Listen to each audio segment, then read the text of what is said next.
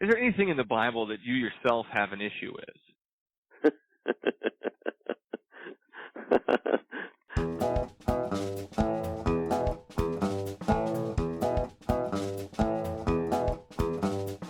Okay, so it took you reading the Bible to realize that those things were bad for you?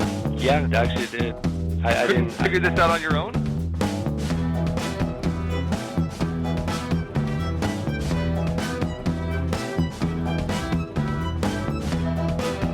No, Ted Bundy could be redeemed. God doesn't kill children. What do you think the Passover was? Yahweh sets up a whole system in the Old Testament where you slaughter animals just so he's able to forgive you.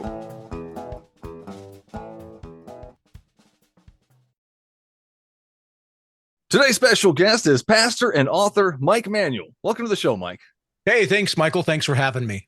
Thanks for coming on. Thanks for taking the time. So tell us a little bit about your book. Yeah, the book's called Breaking Up with the Enemy. Subtitles, How to Defeat the Devil's Deceit and Reclaim Peace, Hope, and Joy. And it's born out of my experience as a pastor.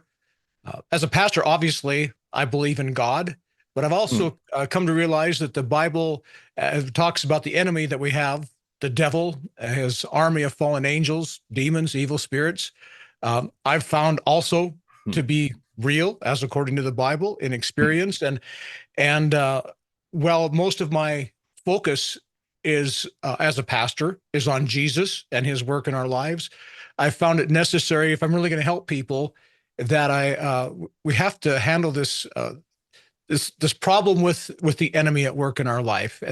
And so the book is born out of a few decades of what we would call deliverance ministry, helping people get free from the influence of the evil presence in their life. Gotcha. So the demonic forces, the Yes. Satan stuff. I got you guys. Mm-hmm. Thank you for all. That was a lot there. I love it. Lots of stuff here to go off of. I guess we could go off. Why did you decide to write it? What did you feel that people needed to hear how to get push away the devil or break up with the devil, so to speak? Yeah. Well, I guess to go way back, I felt like God spoke to my heart, and I know another, and that might be a conversation we might have. I've Yes. heard other podcasts about God speaking, but I felt like he spoke in the way God speaks to me years ago about writing books, and which was not on my radar. I didn't have a passion to write. English was like my least favorite subject in school. I just felt strongly like he's asked me to write, and I'm like, why would you have me write when there's thousands of better authors than myself? And other people just spoke to me, and I believe God inspired them to speak to me about why he would want me to do it. And basically, I feel like God's given me a gift to speak in a way that people understand. Sometimes authors can get pretty lofty in their thoughts and their language, and for the common person who reads at a 6th grade level, it's just hard to comprehend. And so that's part of it. I guess I wouldn't say I was totally willing to do it. I mean, I was willing to do it, but it wasn't something I aspired to do. Maybe that was a better. There you go. Yeah. Well, I mean, I definitely didn't aspire to do this podcast when I was younger either. Holy cow. No, public speaking is not my thing.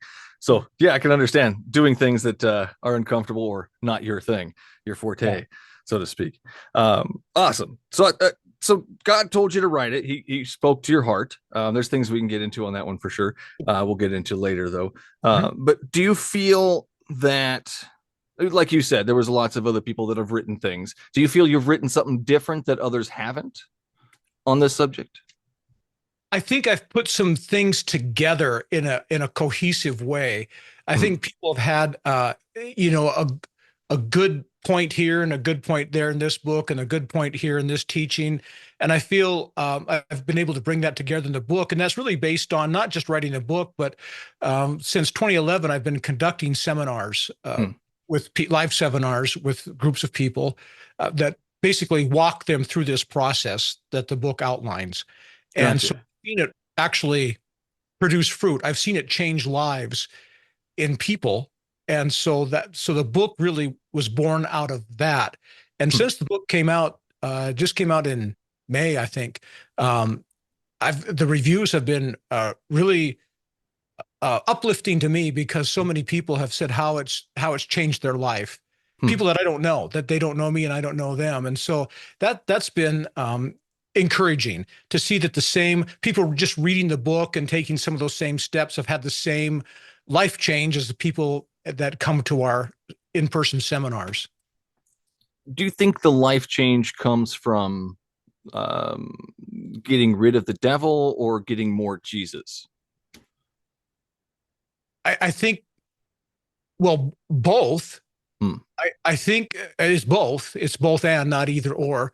I think people aren't, so many people are just mired in anxiety and fear and just chaos in their mind and anger. And I mean, there's a whole host of things. And that's Satan there, those things.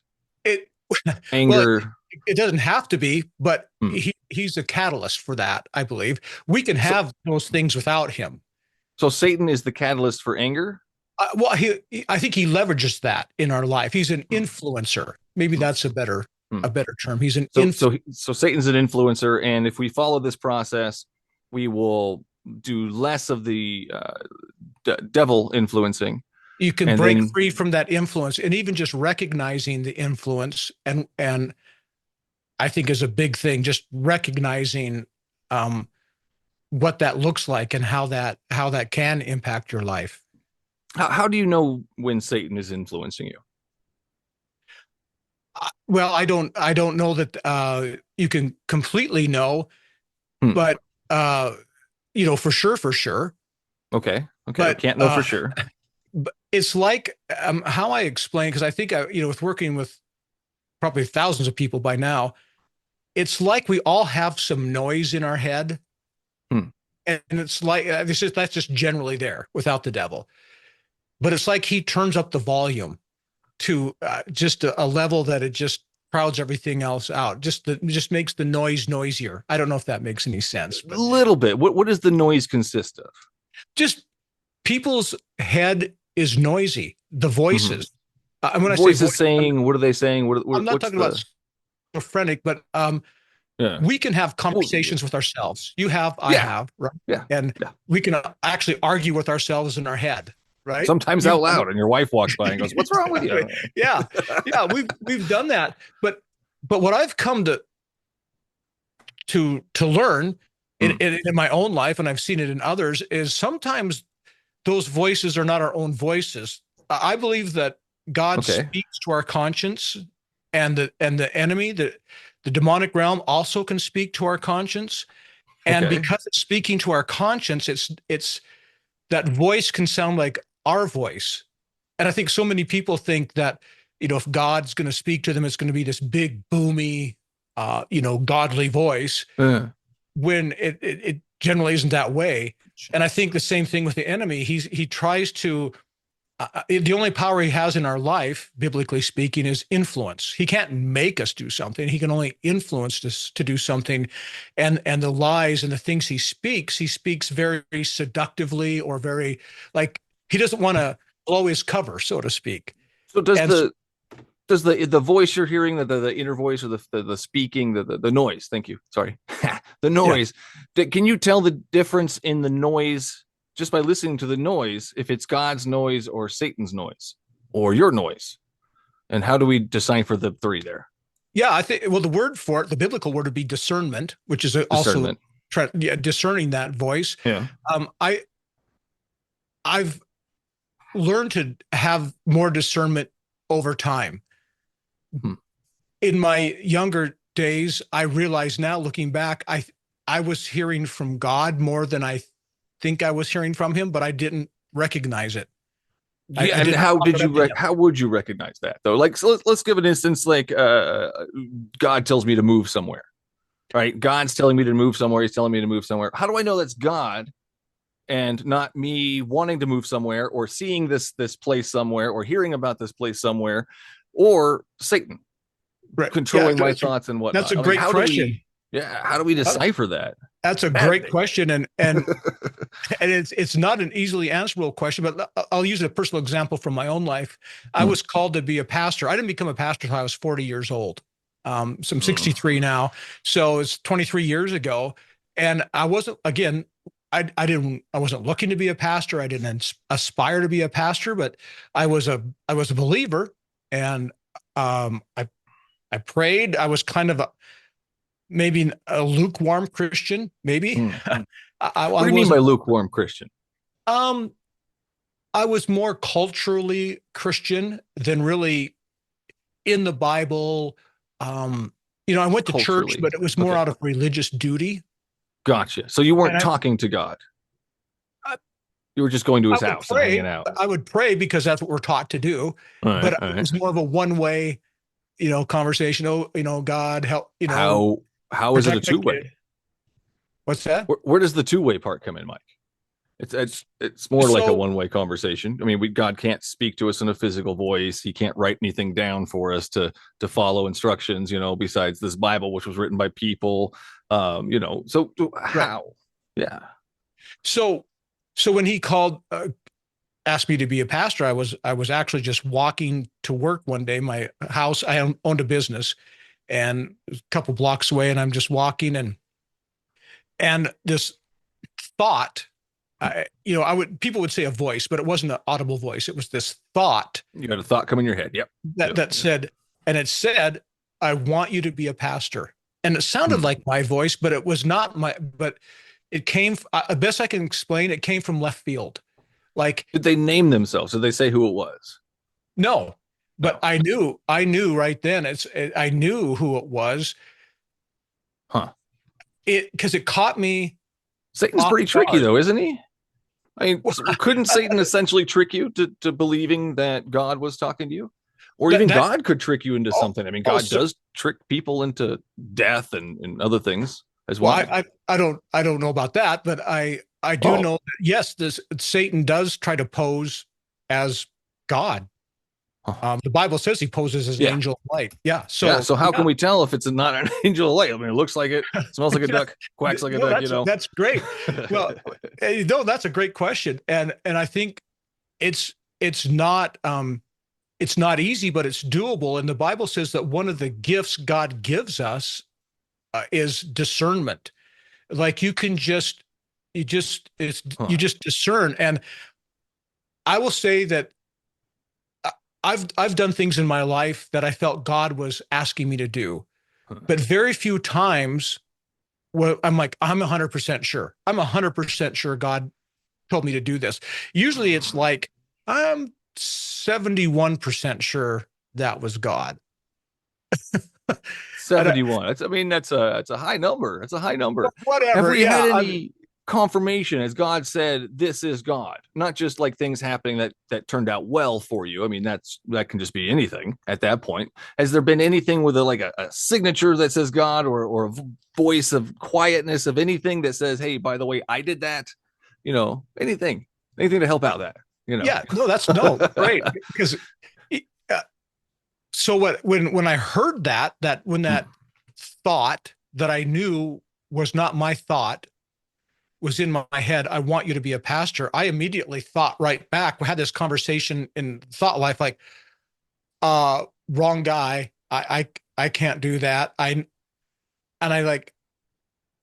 said, I can't preach a sermon. And this thought just came in as quicker than I could even process it. He goes, well, if you'll be humble and obedient, your sermons will be powerful. And this conversation was coming more quickly than I could process it.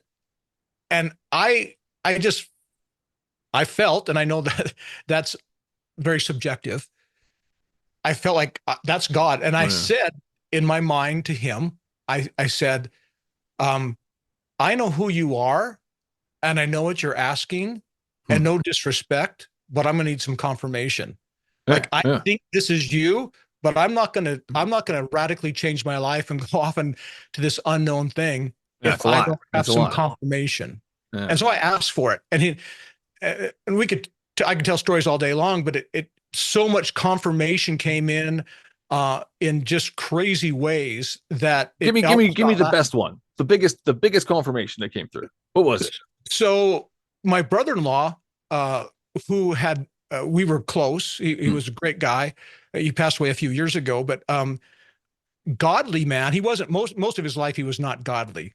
He met my sister and met Jesus and became a strong Christian. Yeah. Well, that's that's a religious term we use, but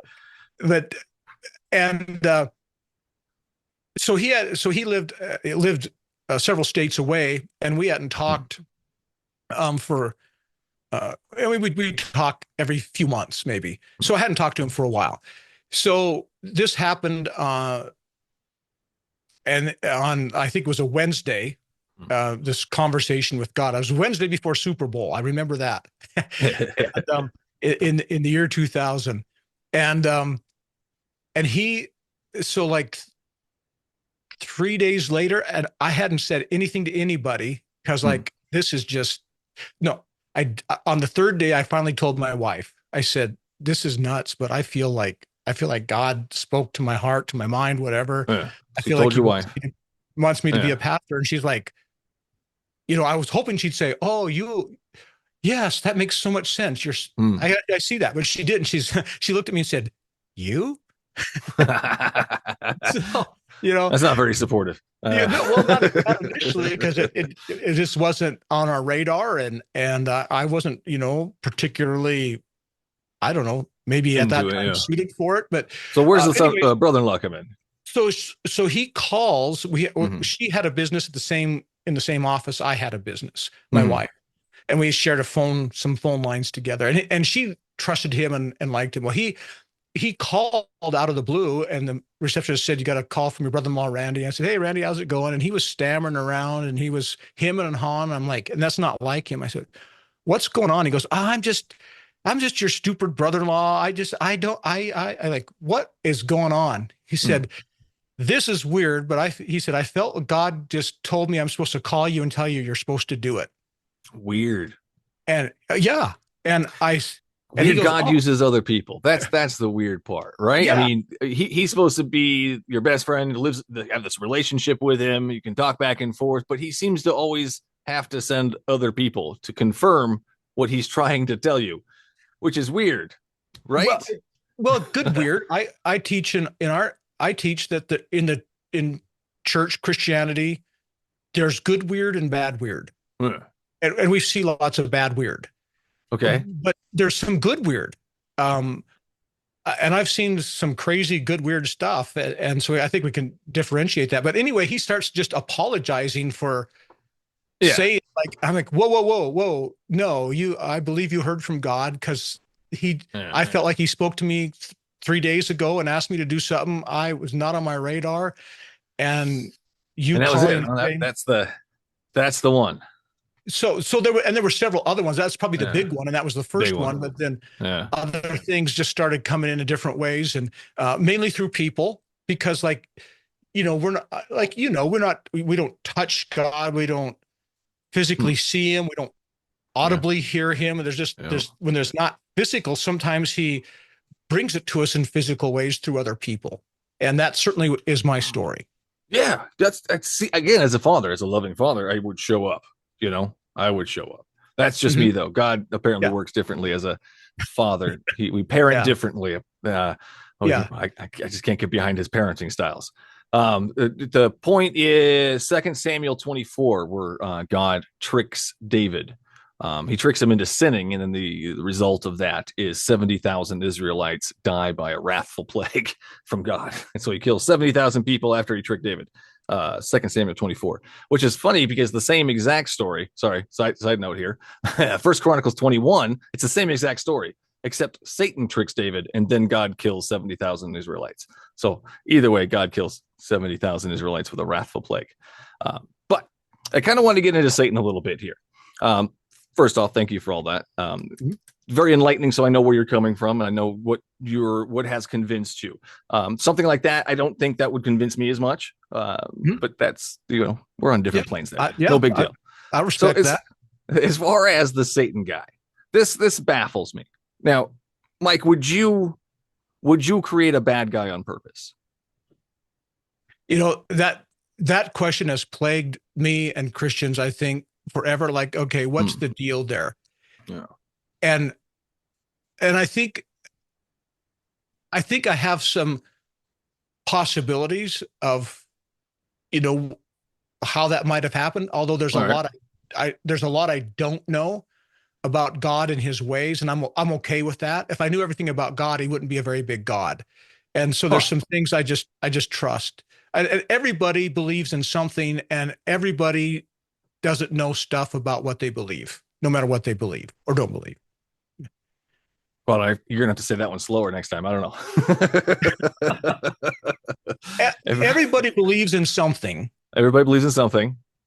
And usually they don't understand everything about what they believe. Right.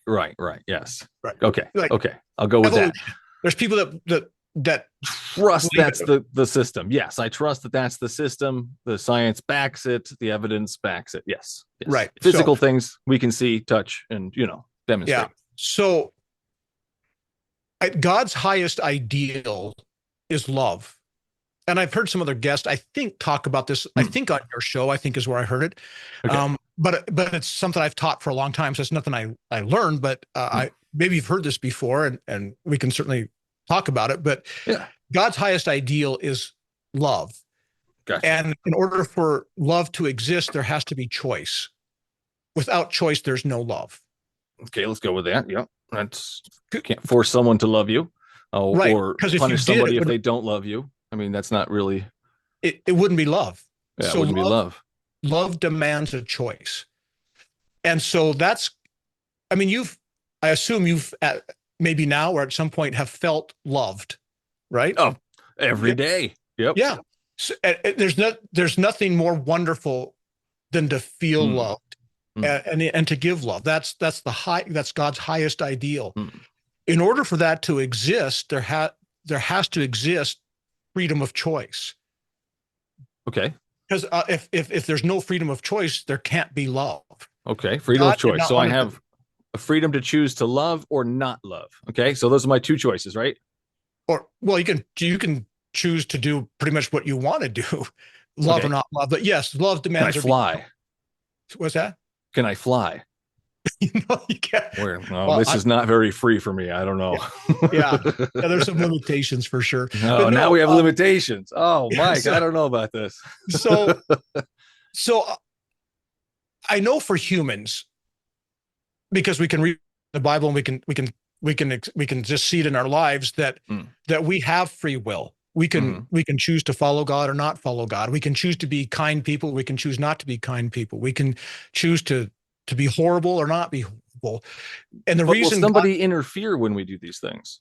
Say that again. Will somebody interfere if we do these things? Interfere in what way? Like in our lives, if we do something bad. If we do something bad, will something happen to us? Will somebody intervene in our lives or at the end of our lives? I'm not and quite take away that free will.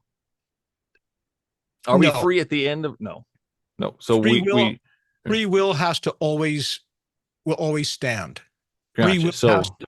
Free will has to be eternal because love has to be eternal. I mean, love. If free will ever ceased to exist, love would cease to exist. So there's free will in heaven. I believe so. So we can sin in heaven. That's a topic that I roll around with, but I believe that's part of what's happening here on earth. Because I believe not everyone goes to heaven. Yeah. The Bible's pretty clear about that. And it's definitely not going there. God don't like me very much. Michael, we'll see. I'll try to put in a good word for you. No, I appreciate it. Put in a good word with that guy. Yeah. No, so apparently there was free will in heaven before God created man. Right. Yeah. If the stories are true about Satan, yes. And that Lucifer, who's now Satan, same guy, obviously used his free will to rebel against God, and that's where that kind of started rolling downhill. And there's a lot to be like, there's can be so much conversation of like, why did God do that? Like that, like I wouldn't have done that.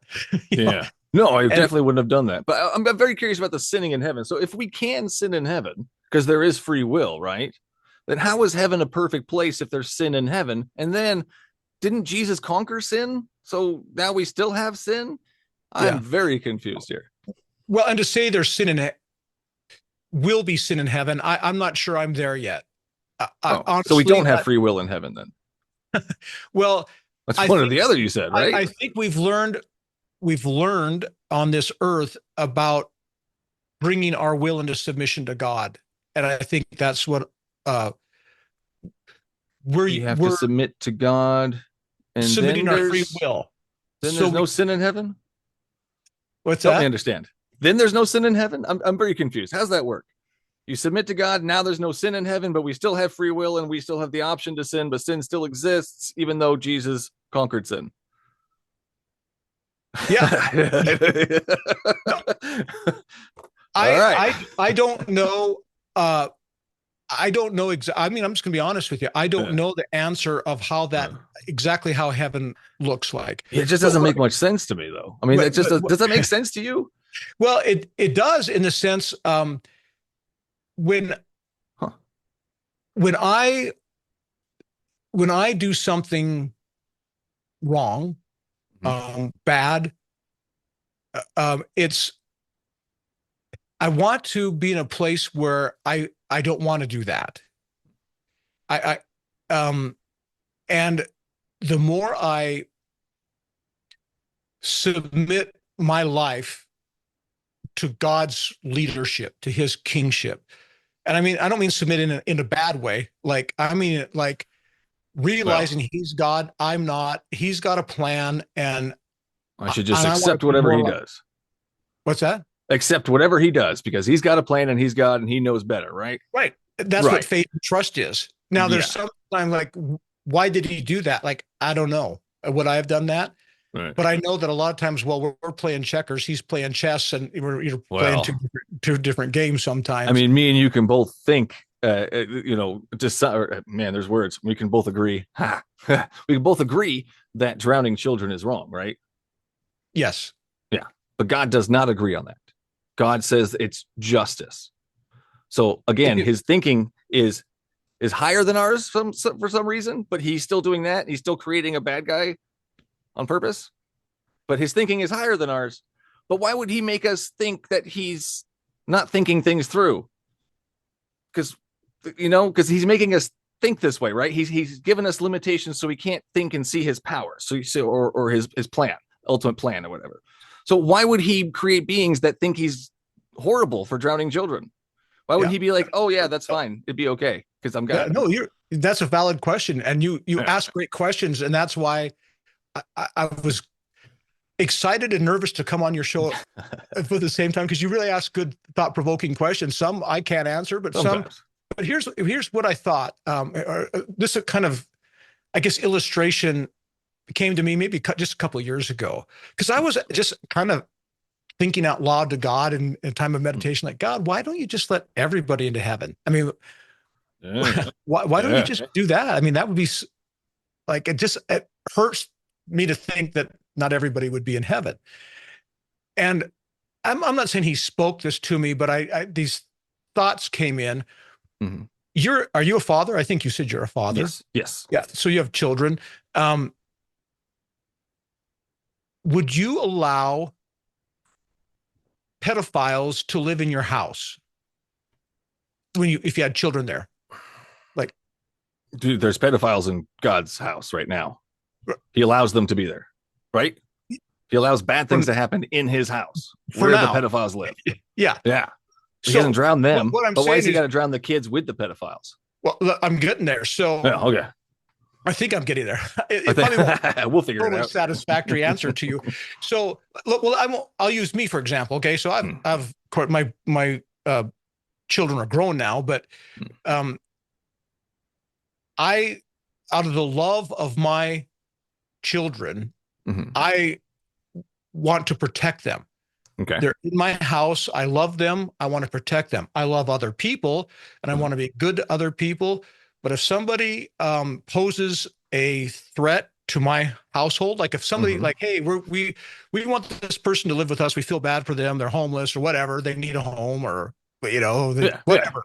Some kind of And situation. they come in and they totally disrupt the household. They're not following what I want as the leader of the home, and they're subverting my boys and turning them against me and all that stuff. It's like at some point I'm like, you can't be here. Yeah. And it's like, no, I'm going to be here. I'm going to be here. It's like, no, you're not. And at some point, if they posed a life or death threat to my kids, somebody might die, and it's not going to be my kids. And that's not what happened, though. God killed the kids, the family dog, the hamster, all of it. He just drowned them all. And I that is a hard thing. But when you read the Bible, it looks like things happen just one after another, after another, after another. When you push out through actually the time frame that it happened, these things happened over. I mean, hundreds of years. Would you drown a kid, that's a year old? Would you drown a kid that's 17 years old? I don't care how much time is spanned in between. You don't drown kids, puppies, or kittens. I don't know, Mike. It's just an easy one for me.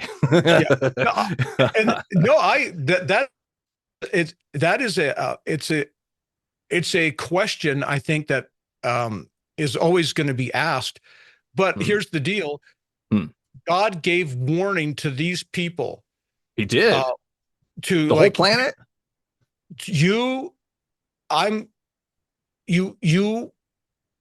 I'm protecting my children, and if you're going to keep coming against them and try to wipe them out, because they were trying to wipe them out. It wasn't the children that got drowned weren't from nations that were just peacefully coexisting. They were the whole planet. Their mission was to wipe out the nation of Israel, or the Jewish people, wipe them off the planet. It wasn't. Wow. So Noah was like John Wick, but with God on his side. The whole planet is trying to kill Noah, and he's like, "No, I'm going to flood you all." Ha ha ha. Kind of like that. Well, that was the flood was a different situation. But what are you talking about? Sorry. Children died in the flood. Yes. Yeah. Puppies, kittens, and children. And then same with the Passover. He killed kids in their sleep. Well, the Lord came down and killed kids in their sleep because they didn't have the right blood on their door. That's terrible. And God had warning after warning after warning to the leaders of that nation. To the leaders of the nation. Did he go down and visit each person and say, "Look, dude, if you don't put this blood on your door, I'm going to kill your kids in the middle of the night"? That would be better, I think. Yeah. I mean, as a father, as a rational being, sometimes rational being, I can do these things. I can think these through and go, that'd probably be a better idea. That'd probably be, more humanistic and more loving, So we talk about God being God's highest ideal is love. Can you show me love in the Bible?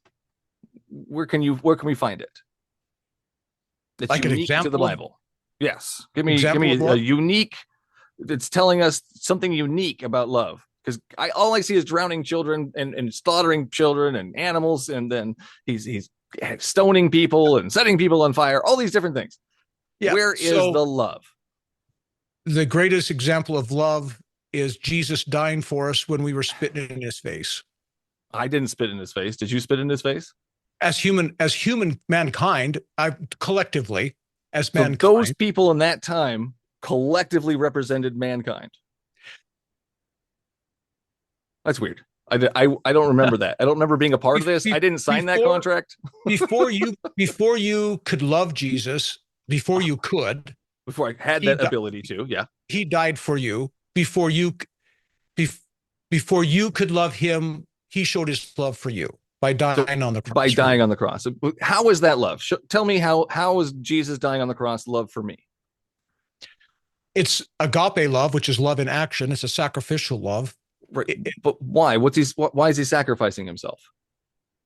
Why is he sacrificing himself? Yeah. Why does he need to sacrifice me in a loving manner? To me, for me in a loving manner. God is a just God. And I know you're pointing out things that you feel where he's unjust. And I get that. I haven't seen justice yet.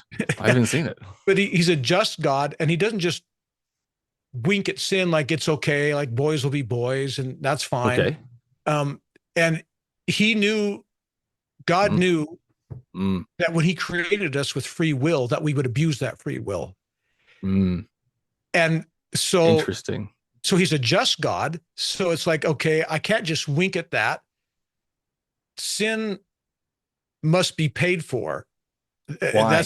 That's what I'm getting at. Why does the sin have to be paid for? Why does God require bloodshed for forgiveness? Why does he require the death of the innocent to forgive the guilty? Well, there was only one innocent that was killed, and that was Jesus. Well, he the unblemished he does in the Old Testament. He wants animals sacrificed to him. If you have crushed testicles, you can't have them. You know, if it's missing a limb or missing an eyeball, God gets so mad. So he wants things that are perfect. He wants that perfect blood. And the animals weren't good enough. They weren't cutting it. So because it says Hebrews 9:22, without the shedding of blood, there is no forgiveness. So he needed that perfect blood. And what perfect blood else is there besides a clone himself? He's going to kill himself to sacrifice, so he's not not angry at people anymore for doing things that he knew they were going to do.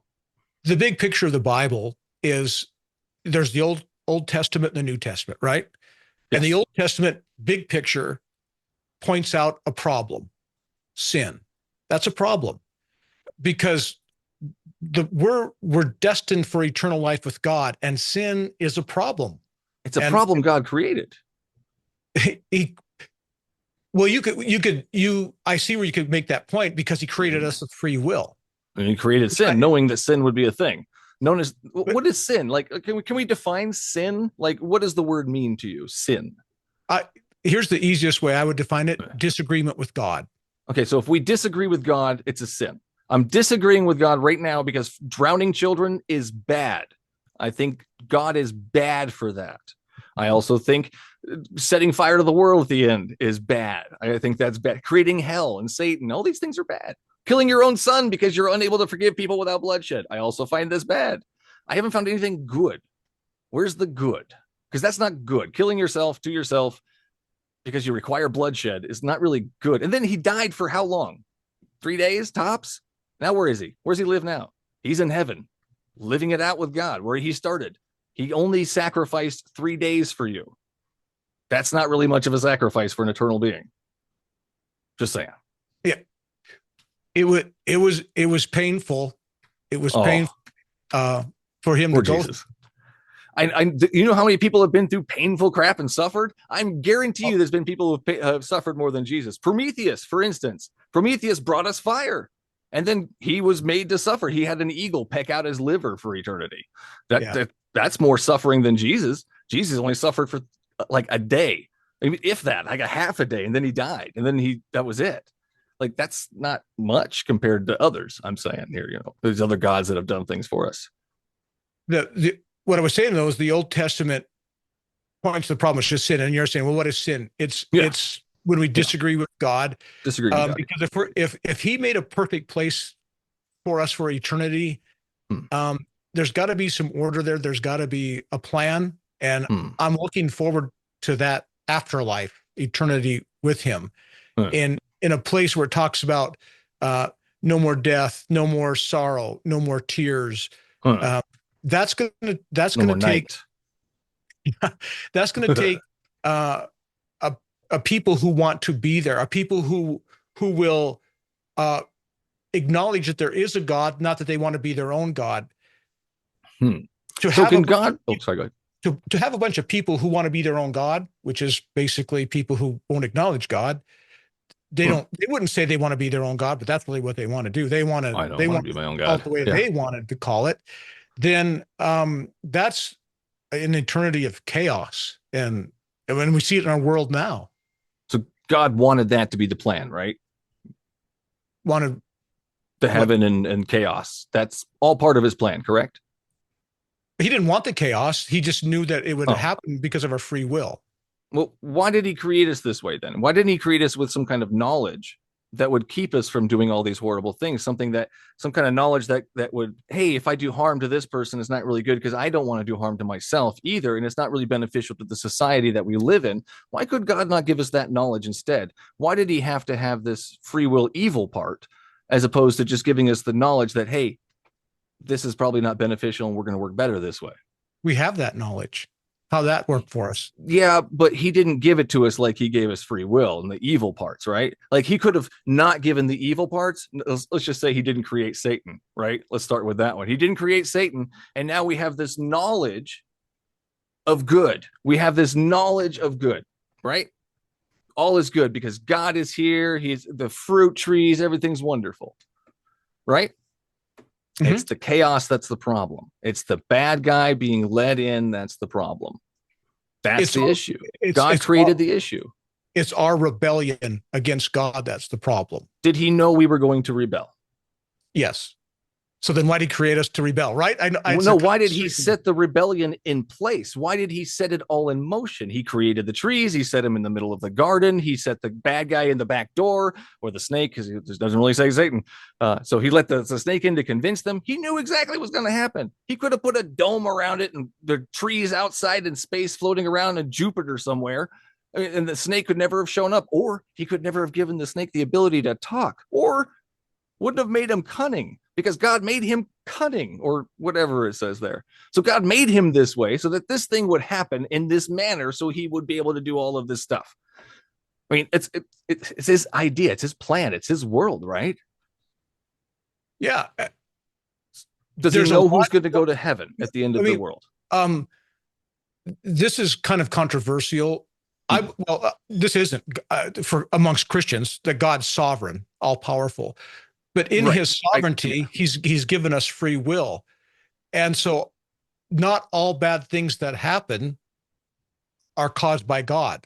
Now, I think your argument, and I mean, I see where you're coming from, is like, well, if he created us and we this way, and if he created us with the ability to do that, well, then it is his fault. I think maybe that's kind of what you're saying. If he programmed, we are programmed. We're all little programs, right? God programmed us this way and look like this and do that and have this personality and have these traits, right? God did all of that. Or are we just naturally born this way? We are naturally born, I would say, with a rebellion is kind of our default. And I'm not saying I know a lot of people that are not rebellious. I may be rebellious, but I do know a lot of people that are not rebellious. When I say rebellious against God. And how can we rebel against somebody we've never met? That's my confusion as well. Like, how can I rebel against somebody who's never even said hello to me or said anything at all? You know, he's revealed his plan to us through his word, through the Bible. Yes. And so did he tell me that that's his plan? Yes. When did he tell me that that's his plan? In his word. Oh, that's written by people, though. That's not written by God. People under the inspiration of God. They wrote down. It's a very flawed book. There's lots of contradictions. There's lots of history flaws in there. There's so many things wrong. So how can we trust this book? Why would we trust this book? And then we'll go back to my real question. How can we trust this when there's contradictions in there? Do you agree there's contradictions? Let's start with that. Yeah. A lot of the contradictions are because things are taken out of context. Oh, really? Yeah. The Judas story. Do you know the contradictions in that story? I'm not familiar with what you're referring to. Judas, he either hung himself or he fell off a cliff. Or who bought the field? Was it Judas or the priest people? Because there's two different parts. Yeah. So that's a contradiction, I think, as far as I'm concerned. Well, or definition. Or recollection, whatever. I'm working on a new book talking about intentionally intention, about how there's different seemingly contradictory Bible verses. For example, here's one. The Judas. Jesus is called the Prince of Peace. And he said, I bring peace, not as the world gives, but I give. All right. So he said that. He says he brings a sword too. Yeah. That's exactly. Then another place he said, don't think I came to bring peace. Think I came to bring a sword. Like, well, what is it? And if you just look at that out of context in those two verses, is like, that those both cannot be true. And Exactly. God so cannot like, be loving and drown children. Those two both cannot be true, right? so here's what I've learned. You can make the Bible say whatever you want it to say. True. It's how so many crazy cults have started, and you can make it say what you want to say. And one of the things that I've learned is that you have to take the context of the entire word. You can't pick and choose, because 100%. Take the whole thing, like that Second whatever. Samuel and the First Chronicles, where Satan's doing it and Yahweh's doing it. Like, who's doing it? We don't know, because it's a contradiction. Like Judas is. Right. We take the whole story in context. It's still a contradiction. Yeah. Well, the same thing in the book of Job. Like, is God doing this, or is Satan doing? It's like, what? What do you mean? Yeah. Explain that one, Job. What's going on with Job? With Job, when I want to come back to my point, but when these calamities befall Job, it's like, okay, did God bring that, or did Satan bring that? But God appears to allow Satan to have done that. So why did he do that? And well, there's a quick answer. Are you ready? I got the answer for you. It's Job 2:3. And he's, meaning Job, he still maintains his integrity, though you, Satan, have incited me against him to ruin him without any reason. So Satan tricked Yahweh. It's telling you right here, Job 2:3. God's like, you made me do this for no reason. And then God knows Job's heart. He already knows that. So that's another really gross part of that whole story. He had to kill his kids because Satan. Go ahead. Sorry. We were talking about Jesus as what is that? And so Jesus can bring peace. He's done it in my life. I've seen it in the lives of thousands of people. The belief in Jesus brings peace to people. We don't know if it's Jesus or not, because we don't have any confirmation for that. But yes, I feel like I do. But he hasn't said, "I'm bringing you peace, Mike." Actually, he did say that to me out loud, in person. No. See, those quiet voices again into my mind. That's different. That's not a real relationship. That's not how that works. Well, we could argue about that. You're kind of saying this is how God must speak, and if he doesn't speak this he created us this way with these kinds of speaking abilities, correct? He knows our abilities. Well, he created us with a spirit also that allows us to we're three-part beings, body, soul, spirit, and our spirit has the ability to sense things in the spiritual realm. I don't know what any of that means, but can God show up? That's the main thing. What's that? The main thing is, can God show up? The spiritual realm things they're just more invisible things, and that's not really helpful for confirmation.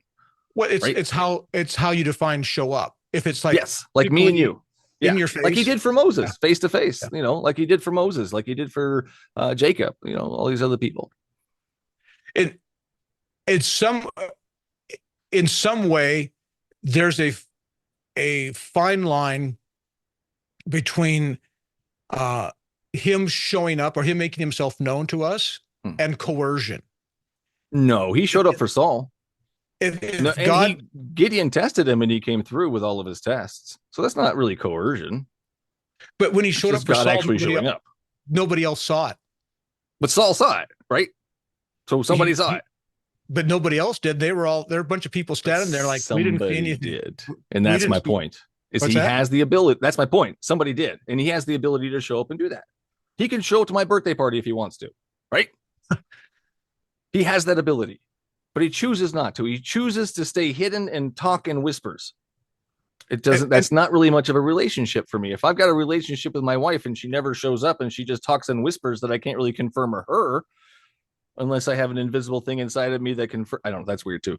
But that doesn't make any sense. That's not a real relationship. If my kids, I'd be an absent father. God is definitely an absent father. The Bible says in Jeremiah 29:13, it's quoting God through the prophet. He said, when you seek me, you will find me when you seek me with all your heart. Yep. And it's about us. It's about us seeking him. Yeah. He wants us to beg. He wants us to really, really, really, really want it. And then he'll be there. I did, Mike. I really, really, really want it. It's not a begging. It's a seeking. I see. I socked. Is- Sought. There's Yeah. words. In Revelation 3:20 says, I stand at the door and knock. If you open the door, I'll come in. Why And- didn't he knock and come in? Well, what you want him just show up in your living room. Mike, I'd And- like for him to show up so I can recognize that it's him. If he wants to have a relationship with me, he needs to show up and let me know that it's him. I don't know how else to do this. Have you asked him to do that? Mike, I grew up in the church. So I did it several times. I lived in the church. There's not literally, but pretty much. Yeah. So yeah, no, I've tried all of those things. And it shouldn't be that difficult, Mike. For a guy that really wants to save me and really wants to have that relationship with me so bad that he killed his own son. So bad. But he can't show up to anything recognizable that it's him. I mean, even poltergeists, they can move chairs. Can God move the Bible behind me? Is that a possible thing? Can you ask him to do it? You have the relationship. I do not. Well, I've seen some pretty crazy things. Can we do that? That'd be pretty big right now. That'd be my Saul moment. Well, Ask God for my Saul moment with the Bible. Here's a moment for me. This is and you might not believe it, and that's okay. I was there. I used to see these guys in white suits on TV with big hair pushing people over and hollering and screaming and And their jackets. And I think there was some scams there, but I think a lot of it was not a lot of it was not a scam. But I thought it all was. Yeah. And definitely. And so for the first 9 years as a pastor, I mean, we'd pray for people for God to heal them, but it was more, I call them namby-pamby prayers. Yeah. Not like going to the cancer ward and Yeah. praying for everybody and everybody walking out of there. That'd be great. At some point, I began to see how we were not doing it biblically. God has given us power and authority on this earth. It's his earth, but he's given us power and authority. He works in us and through us. I was in India in 2013. And my first trip to India, I've been there 3 times. And those people are desperate. Anyway, we were doing a meeting in this village, and a guy came up and his leg was broken. He's an 8-hour bus ride to the nearest hospital if he could afford the bus fare and the hospital visit.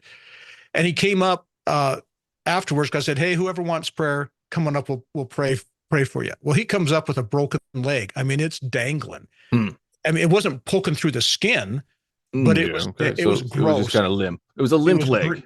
It was green and blue and dangling, and Gross. He was on crutches, and he came up.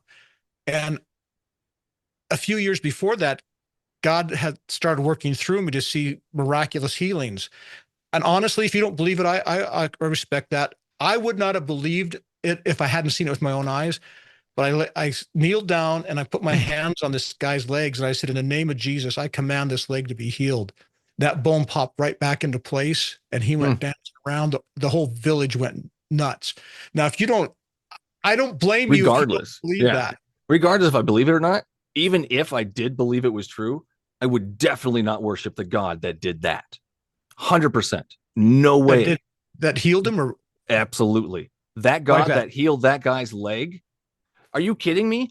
Instead of going to a cancer ward where there are children dying slowly and painfully, he heals somebody's leg randomly somewhere after somebody says magic words. Go to a children's hospital and let's do that. Let's save some real lives here. If God is love, that I can't think of anything much more loving at this point in time. Go to a cancer ward. Use that power, right? Right. No, and I haven't gone to a cancer ward. Try it. But I've prayed for broken legs, Mike. Let's go big or go home. But I have. Well, here's another one. There was a 16-year-old girl in our church. This is a few years ago that was starting to black out, go blind, and she went to the doctor, and they did a CAT scan, and there was a black spot on her brain. Same thing though, Mike. It's going to be the same thing. It's going to be the same. Even if it's true, even if I believe that's a true story, I would never worship the God that gave somebody's left eye sight instead of going to a cancer ward and healing children or stopping horrible things from happening in his own house. God does nothing while children are assaulted in his own house, Mike. And you're telling me it's a miraculous thing that somebody could see out of their left eye or right eye, and then a broken leg. Mike, I just don't see the miraculousness in that, as opposed to everything else that's going on in the world that God could actually be doing. I think a lot of times, because one of the things I think that I've realized as a believer, that we have a lot more responsibility on this earth than people think. And we're just won't do it though, Mike. That's why. We're waiting for God to show up like a genie in a bottle and do his magic, where he says he's going to protect us from all harm. He says he's here to love us and help us. We're supposed to be his children, Mike. Why is he not helping us? Why is he sending his bad guy to rule here instead? Sorry, go ahead. He uses us to bring his power from heaven to earth. We have a lot of responsibility as believers, and a lot of times we blame God for not doing something. It's like, why aren't we the ones stepping out? You're right. Why aren't we going into cancer wards praying healing? There are people that are doing that when the hospital lets them. You don't not really seeing much results though, Mike. That's the problem. When they go in there, it's not this miraculous event. There are lots of it. In fact, there's a ministry. I don't know if you've heard of Randy Clark. He began about 4 or 5 years ago. I don't buy it, Mike, though. I don't buy it. I haven't heard of him on the news. I haven't heard him going to a cancer ward. You're not going to hear about on the news cancer ward and curing every kid there. Has he cured every kid in a cancer ward, Mike? Or he's been collecting medical documentation of before and after of all kinds of cancerous things, all kinds of things before and after. You're not going to. Does he not have enough faith? Is that what it is? That's why he can't cure the whole hospital. He doesn't have enough faith. I don't know the answer to that. Yeah, that's because God's so powerful, right? He's the most powerful being in the whole world. He loves us more than anything in the whole world. But for some reason, people can't heal whole cancer wards. So this is a faith thing. How much faith do you have, Mike? Just how much faith do you think you have? Like a lot, a little bit of faith, a lot of faith. It's growing. I've prayed for a lot of people. I've seen a lot of amazing, crazy healings. I've also seen people that I prayed for die. And and it's like, there's a part of me that wants to stop praying for people until I figured out what happened, why that person didn't get healed. I don't have that luxury. Jesus asked me and told me in Matthew 10:7-8 to pray for the sick, heal the sick. And so I do that. And hundreds, I don't count. Hundreds, maybe 1,000 people have been healed. But not all of them. No. And here's the deal.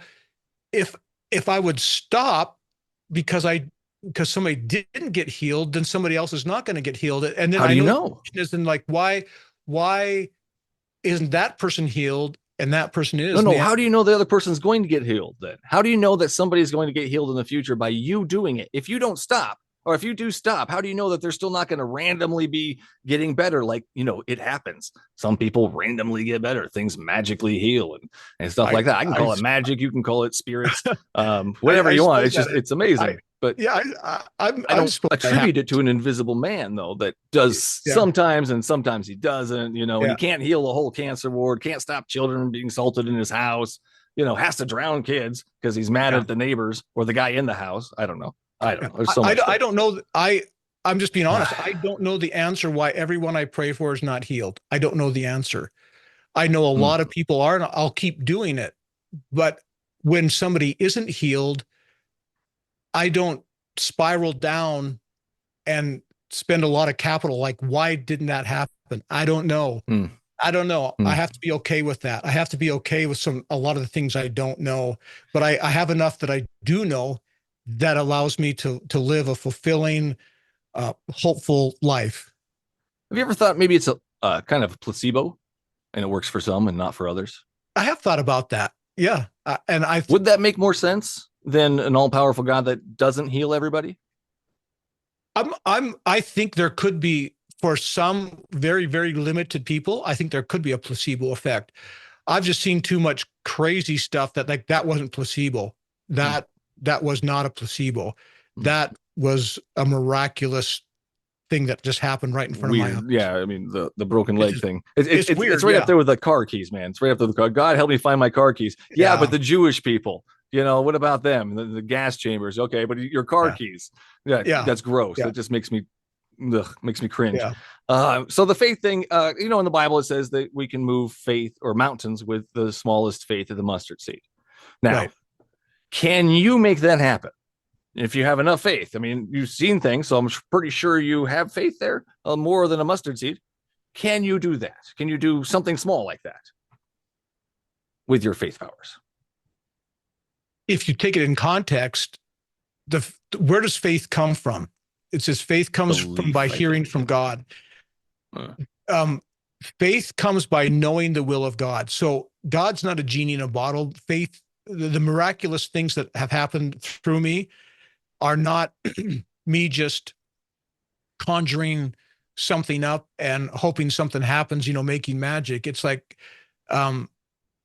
does God want this done? Now, does he want to heal people? Yeah. So I don't have to question that. Again, you can argue like, well, then why isn't everybody healed? I don't know.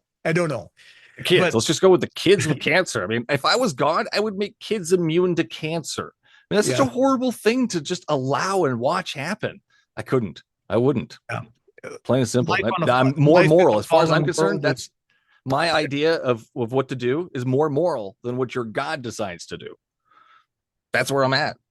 I'm more moral. I wouldn't drown children. I wouldn't create cancer in kids. I wouldn't create the bad guy. I wouldn't need bloodshed for forgiveness. I wouldn't create hell.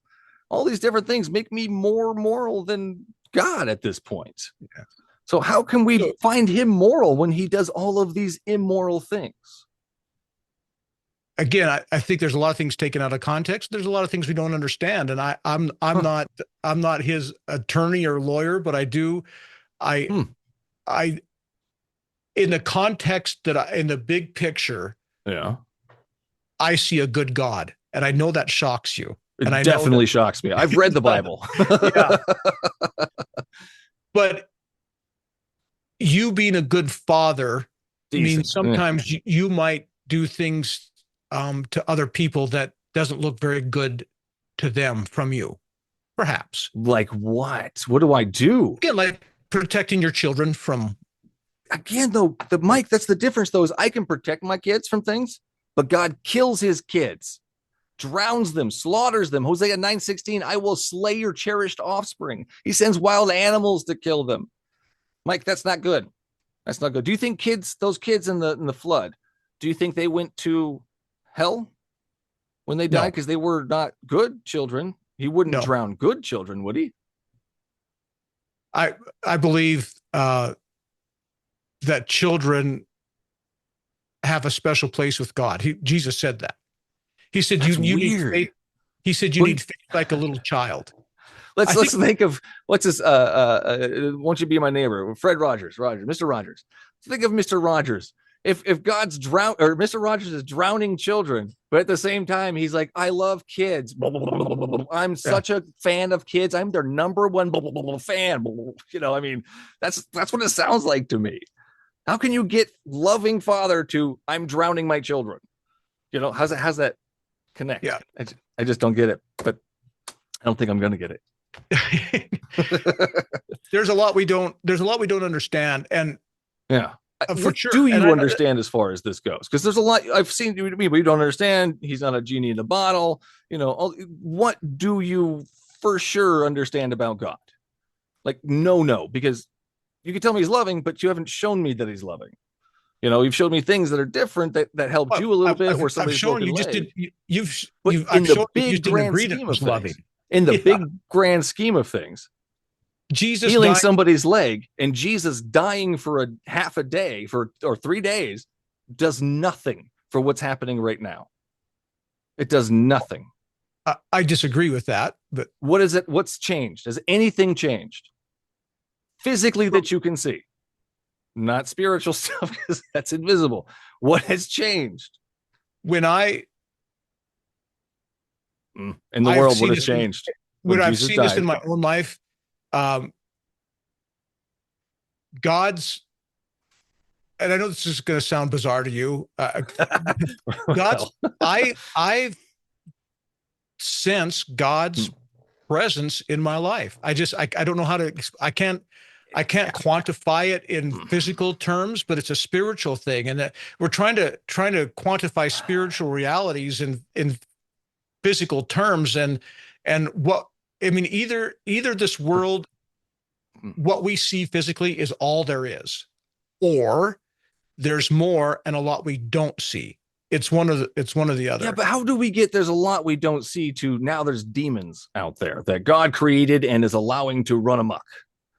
Like, that just doesn't make much sense. I mean, you just really think about it. I mean, it just doesn't add up. None of that adds up. None of it. It's pretending. You have to pretend that these things are real. You have to pretend that God is actually physically in the building.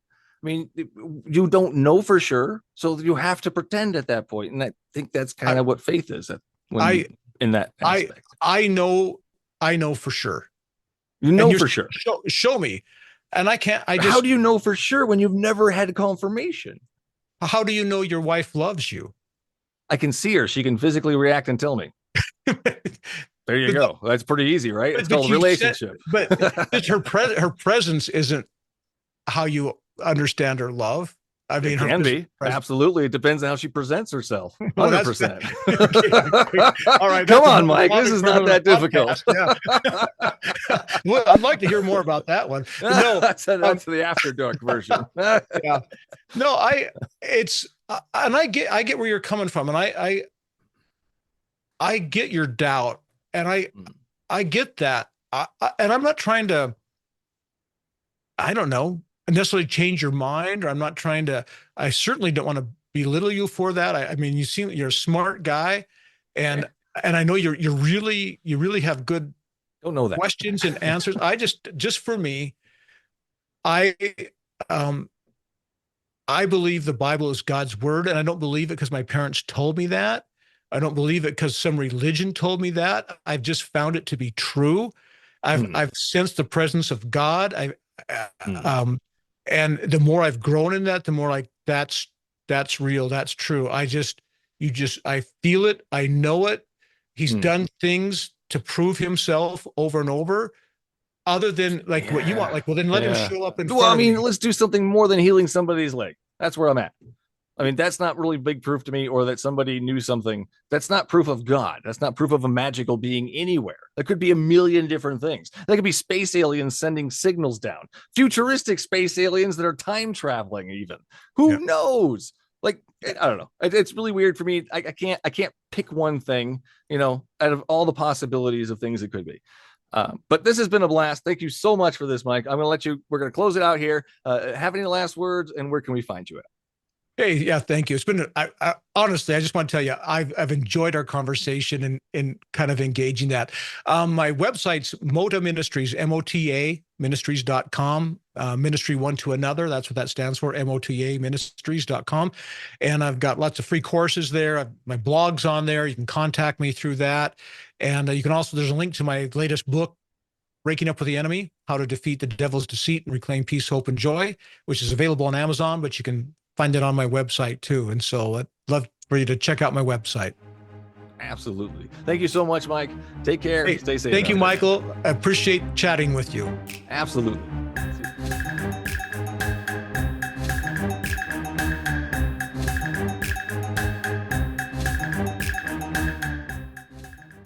That's all the show there is for you today. Thanks for listening. As always, you can find all things BSW related on the show's website at thebiblesayswhat.com.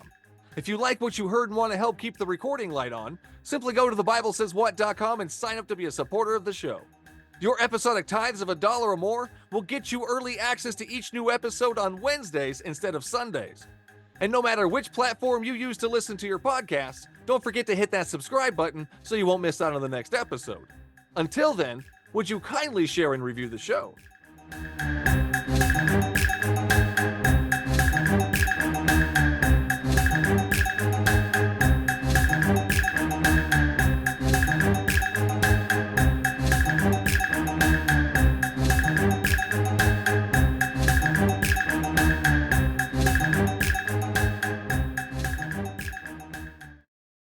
Next time on The Bible Says What?